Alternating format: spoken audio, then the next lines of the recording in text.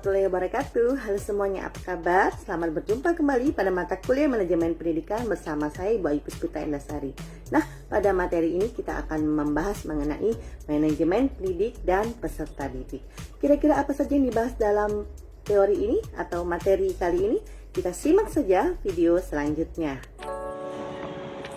Manajemen pendidik dan peserta didik. Pengertian pendidik dan peserta didik, pendidik merupakan orang yang bertanggung jawab terhadap pelaksanaan pendidikan dengan sasarannya adalah anak didik. Peserta didik adalah orang atau individu yang mendapatkan pelayanan dan pendidikan sesuai dengan bakat, minat, dan kemampuan agar tumbuh dan berkembang dengan baik. Yang selanjutnya, pengertian manajemen peserta didik. Personal administration artinya layanan yang memusatkan perhatian pada pengaturan, pengawasan, dan pelayanan siswi di kelas di luar kelas seperti pengenalan, pendaftaran, layanan individual seperti keseluruhan kemampuan, minat, kebutuhan sampai ia tamat sekolah. Yang selanjutnya, pengertian manajemen pendidik. Pendidik adalah aktivitas yang dilakukan mulai dari pendidik itu masuk ke suatu lembaga pendidikan, dari mulai proses perencanaan SDM, perekrutmen, seleksi, pengembangan sumber daya manusia, dan penilaian kinerja. Tujuan manajemen peserta didik. Tujuan manajemen peserta didik adalah untuk mengatur kegiatan-kegiatan peserta didik agar kegiatan tersebut menunjang proses pembelajaran di lembaga pendidikan atau sekolah. Tujuan manajemen pendidik secara umum adalah untuk memungkinkan organisasi mendapatkan dan mempertahankan tenaga kerja yang cukup, dapat dipercaya, dan memiliki motivasi tinggi, meningkatkan memperbaiki kapasitas yang dimiliki oleh pendidik. Selanjutnya yaitu fungsi manajemen peserta didik. Fungsi manajemen peserta didik adalah sebagai wahana bagi peserta didik untuk mengembangkan potensi pada diri mereka, baik itu potensi individualitasnya, potensi dari segi sosial, aspirasi, kebutuhan, maupun potensi-potensi lain yang ada pada peserta didik. Yang berikutnya ada ruang lingkup manajemen peserta didik. Yang pertama, ada analisis kebutuhan peserta didik. Analisis kebutuhan peserta didik dilakukan untuk mengetahui kira-kira apa saja yang diperlukan atau dibutuhkan oleh peserta didik nantinya. Setelah itu, akan dilakukan rekrutmen peserta didik. Setelah sudah direkrut, baru akan diadakannya seleksi peserta didik. Setelah sudah melalui rekrutmen dan seleksi peserta didik, baru akan dilakukan orientasi.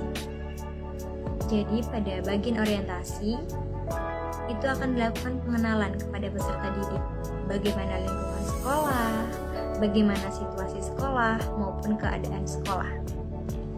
Setelah sudah dilakukannya pengenalan, baru kita sebagai pendidik melakukan penempatan. Penempatan sesuai dengan daftar-daftar yang sudah dibuat selaku pendidik. Setelah kita sudah melakukan penempatan pada peserta didik, barulah kita melakukan pembinaan. Kira-kira apa saja yang perlu dibina dari peserta didik? Setelah kita melakukan pembinaan, kita akan menemukan hasil. Kira-kira bagian mana yang sudah cukup dan kira-kira bagian mana yang masih memerlukan pengembangan. Barulah setelah itu akan dilakukan pengembangan kepada peserta didik, tentu saja oleh pendidik itu sendiri.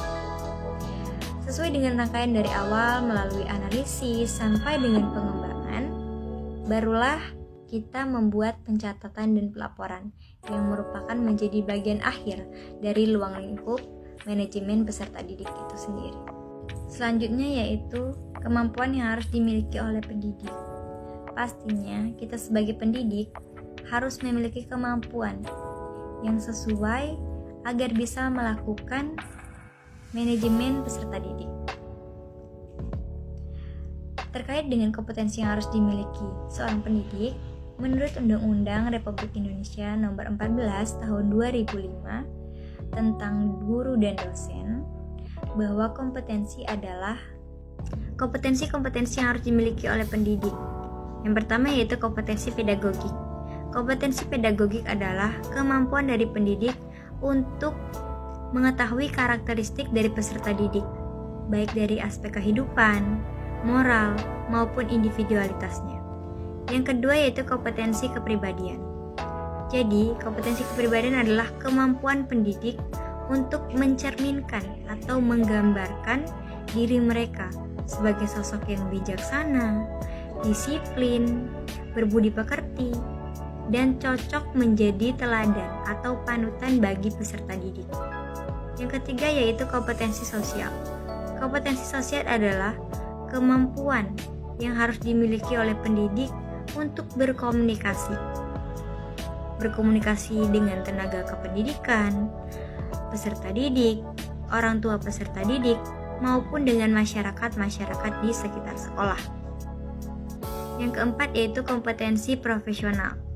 Kompetensi profesional adalah kemampuan pendidik untuk memahami materi atau bahan ajar yang akan diajarkan kepada peserta didik.